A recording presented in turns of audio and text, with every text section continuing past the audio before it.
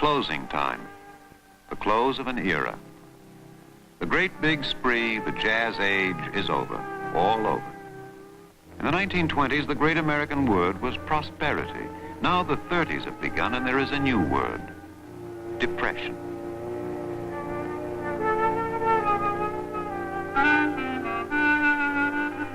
Little man, what now? Well, you can always sell surplus apples, 5 cents a piece, on the street corner. And if you're bewildered, panicky at what's happening to you in your country, you aren't alone. One of America's biggest industrialists has openly admitted, I am afraid. Every man is afraid.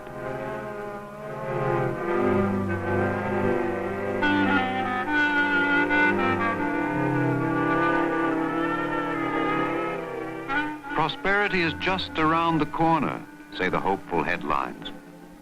But around the corners wind the lengthening bread lines, and a whole new class of citizens appears in American society, the new poor. And when private charity can no longer carry the burden, the states are forced to act. The New York governor, Franklin Roosevelt, is the first to supply direct emergency relief to the unemployed. The same paralysis that lames the cities blights the farms. And out in the country, too, men are asking, what's wrong? What's happening? Farm prices have dropped disastrously, and a man's work no longer brings him a just return. The threat of foreclosure, of losing house and home, spreads through the conservative farmlands, and radical talk is boiling into action.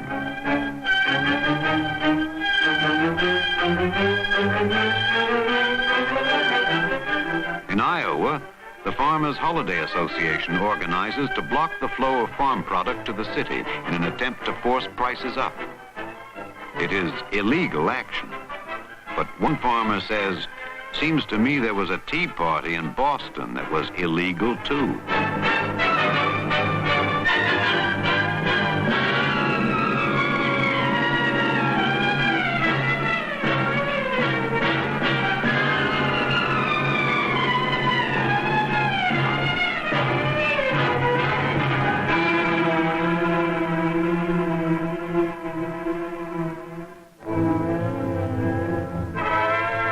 Crisis spreads.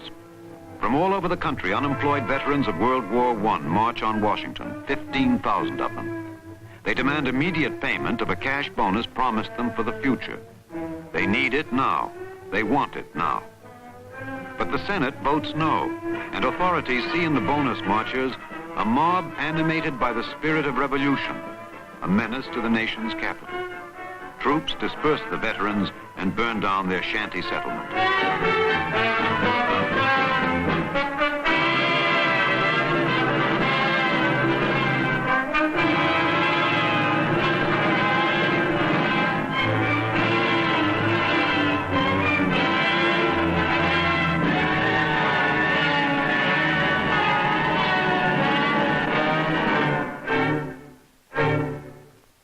Not since the Civil War has such pressure, political, economic, social, centered on the White House.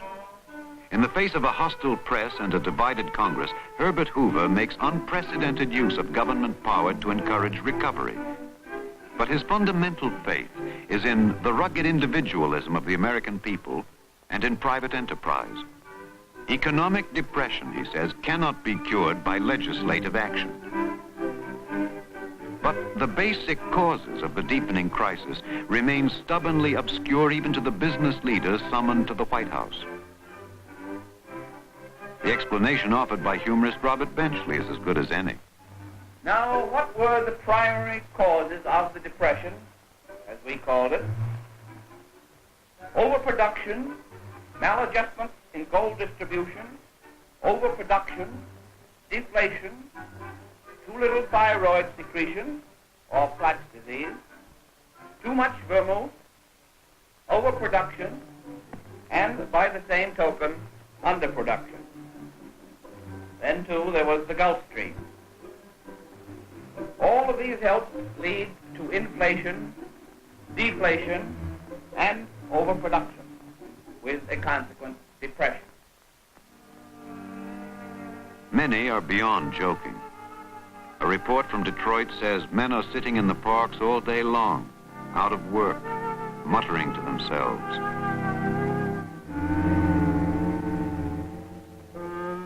Some succumb to apathy. Some are swept by alarm, and bank after bank across the country is hit by panic withdrawals.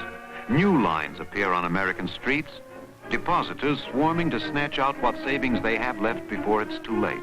Banks by the hundreds, by the thousands are forced to close. On the eve of the presidential election of 1932, the whole financial system quakes and totters.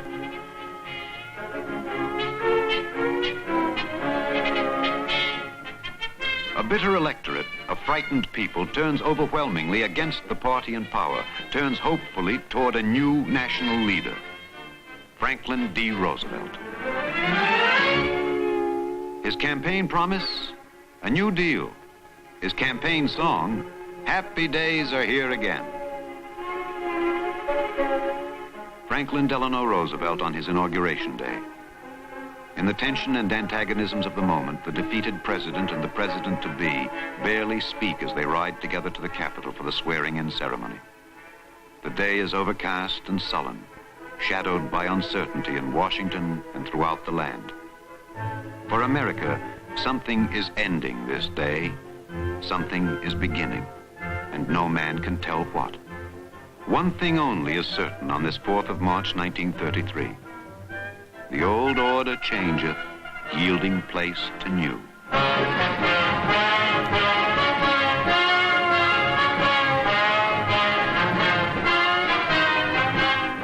From the 32nd President of the United States in his inaugural address come words that electrify a people desperate for hope and assurance. This great nation will endure as it has endured, will revive and will prosper. So first of all, let me assert my firm belief that the only thing we have to fear is fear itself. Whatever may be said of him, this the people sense. He is not afraid.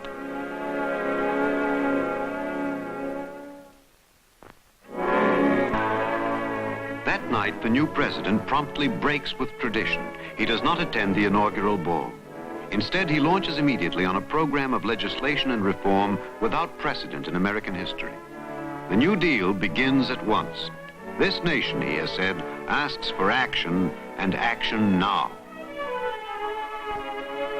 Action begins next day, Sunday. With Secretary of the Treasury Wooden, the president orders every bank in the nation to close.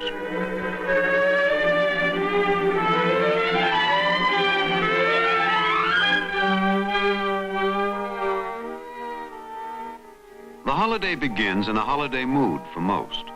But to assure the public that the banks will reopen safely, the president hits upon his most popular innovation, an informal report direct to the man on the street, the fireside chat. Let me make it clear that the banks will take care of all needs. And it is my belief that hoarding during the past week has become an exceedingly unfashionable pastime. You people must have faith.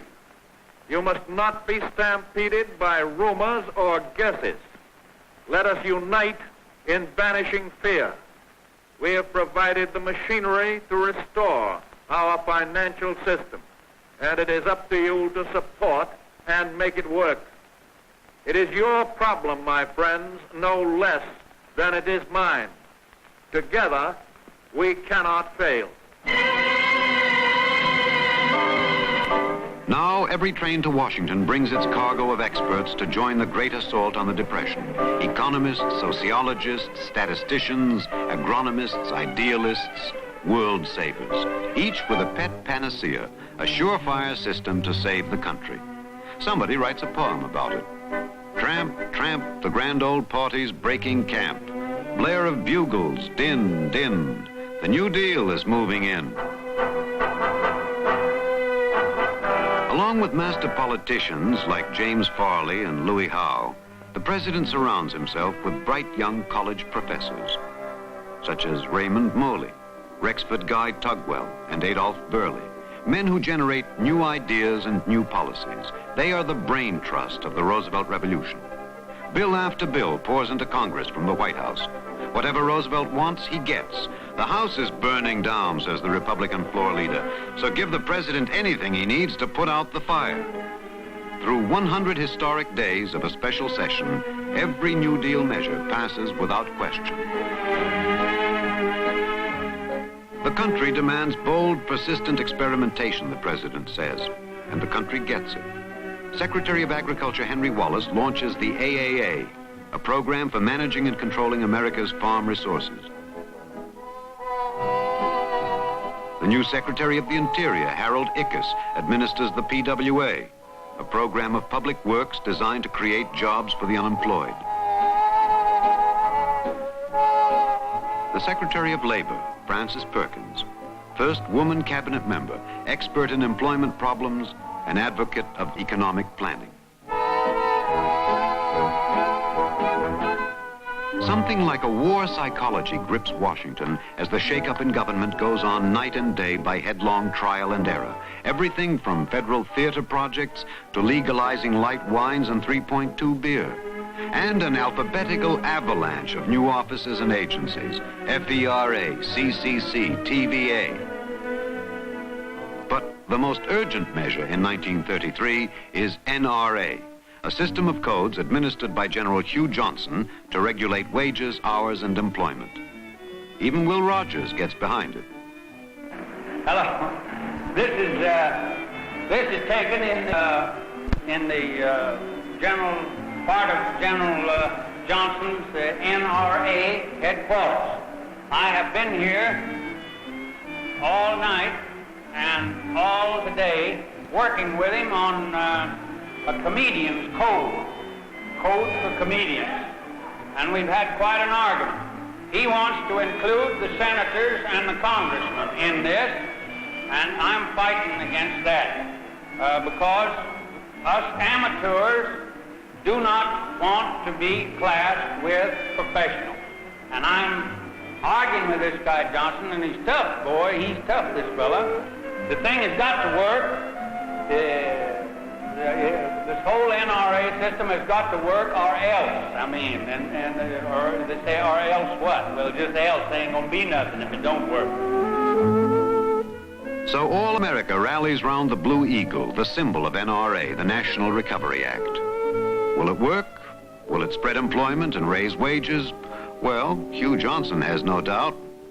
If every employer will live up to the code or to his agreement under which he got the Blue Eagle, if every consumer will buy under the Blue Eagle and buy generously now to the very full of his prudent needs, American business and employment will show the biggest spurt that it has known for years, and we are on our way out of this depression before snow flies. Government by ballyhoo, some call it, and denounce NRA as national regimentation, alien to the American way. But most are caught up in the color and excitement of the times. Hasn't Roosevelt said, we are on our way and heading in the right direction?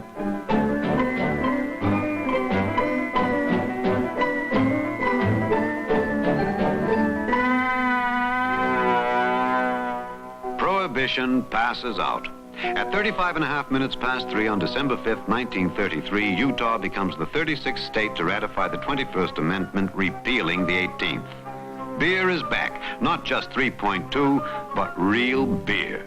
8 states remain dry, but in the other 40, what's yours? Anything goes.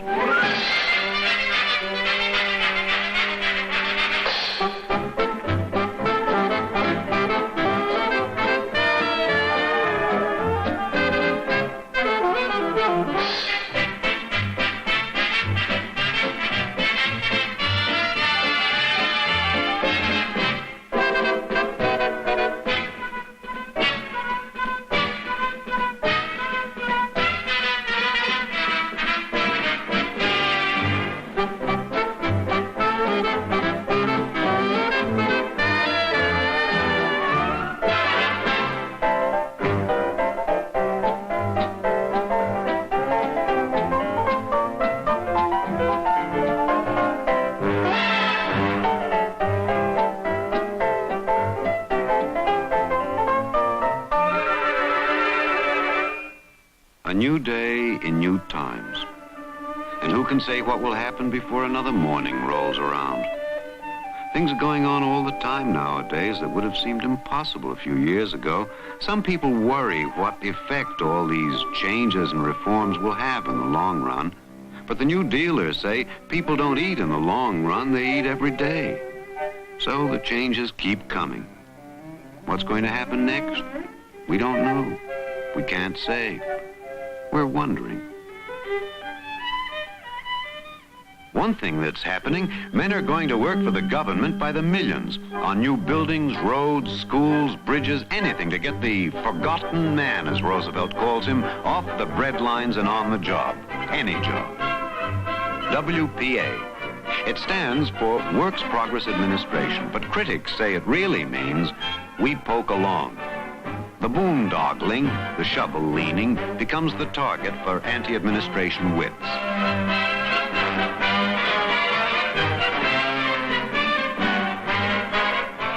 And against the most spectacular of New Deal projects, TVA, the Tennessee Valley Authority, opponents charge unfair government competition with private business. But TVA generates cheap power for millions of homes and factories in a blighted area. It works and it grows. Few object to the Civilian Conservation Corps, the CCC. It takes thousands of young men out of the towns and cities where there is nothing for them to do and puts them in government camps where there is plenty to do. Work that conserves the soil and replenishes the forests.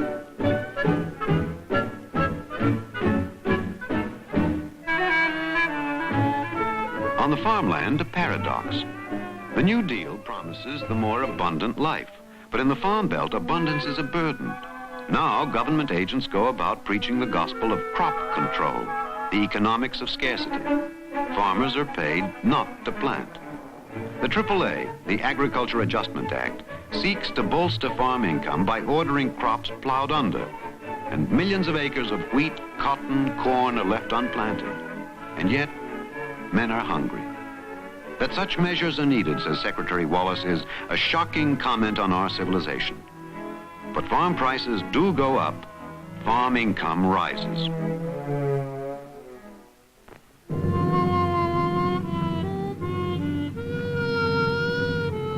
To the troubles man makes for himself in the 30s, nature adds disasters of her own. Hurricanes, floods, drought.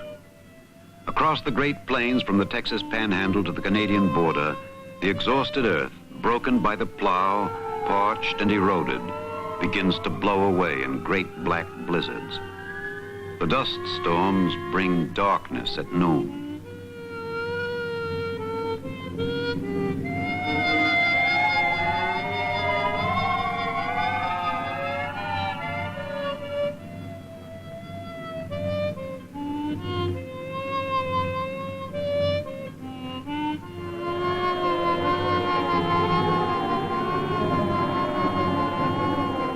A lifetime turned to dust. A way of life ended. By the thousands, they abandon their homes, flee the Dust Bowl. The uprooted of Oklahoma give a name to the new breed of dispossessed Americans, Okies.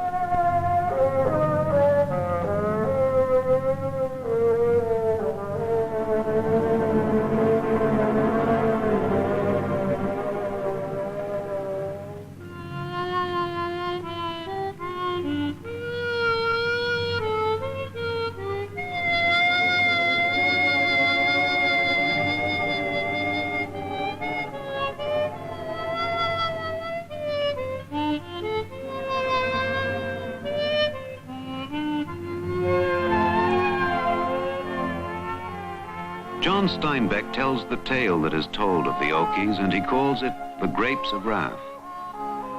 They took the migrant way to the west. In the daylight, they scuttled like bugs to the westward, and as the dark caught them, they clustered like bugs near to shelter and to water. And because they were lonely and perplexed, because they had all come from a place of sadness and worry and defeat, and because they were all going to a new mysterious place, they huddled together. They talked together. They shared their lives. They were not farm men anymore, but migrant men.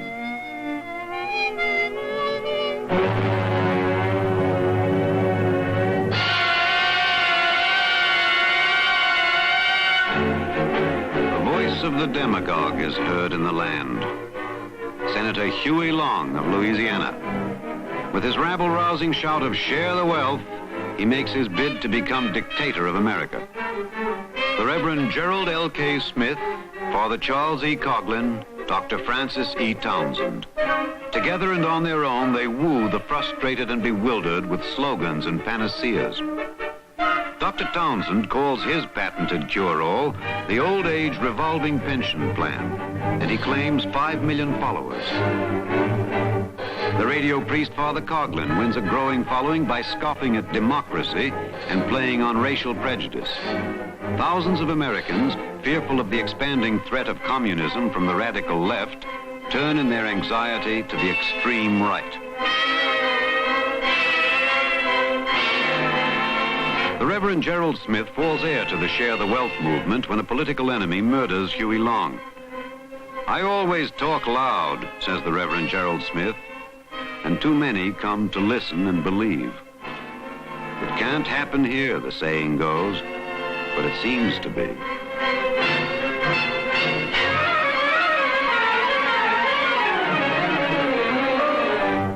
From Hyde Park on the Hudson, a different voice. Franklin Roosevelt relaxes with his wife and grandchildren at his ancestral home. Out of this patrician background has come his sweeping program of social security and reform, a lifetime in public service. Despite inherited wealth and privileged position, he has somehow acquired the common touch that endears him to the common man. A personal magnetism and inner buoyancy have smoothed his path in politics. Once he said to Orson Welles, "You and I are the two best actors in America."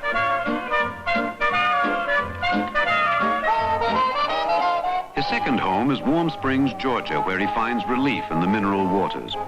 Infantile paralysis deprived him of the use of his legs at the age of 39. The President of the United States is the first man in history to achieve world stature without the ability to walk. His affliction, says his wife Eleanor, gave him strength and courage he had not had before. But though a cripple, he is no invalid. At Warm Springs, he becomes Dr. Roosevelt and frolics with his fellow victims, whom he calls "my gang."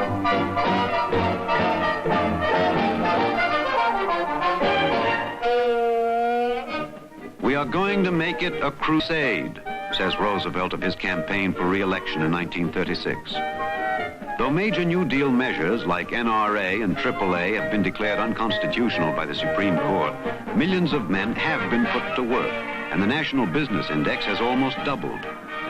All across the land, the president is hailed as a gay crusader who has led his nation out of the economic wilderness without dictatorship or revolution. To the many who feel that happy days are here again, he is FDR, the champ.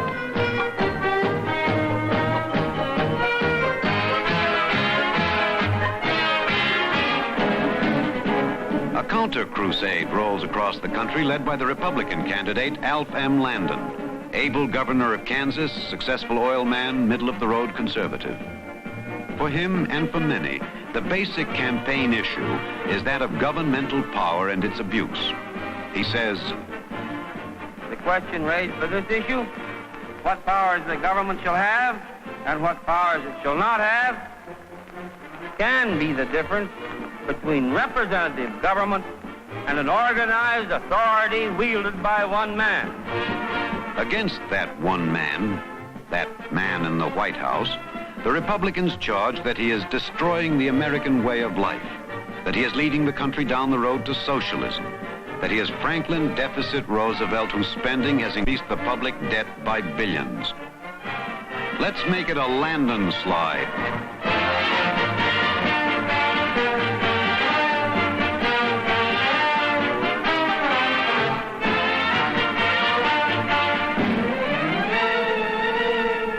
Election night, 1936.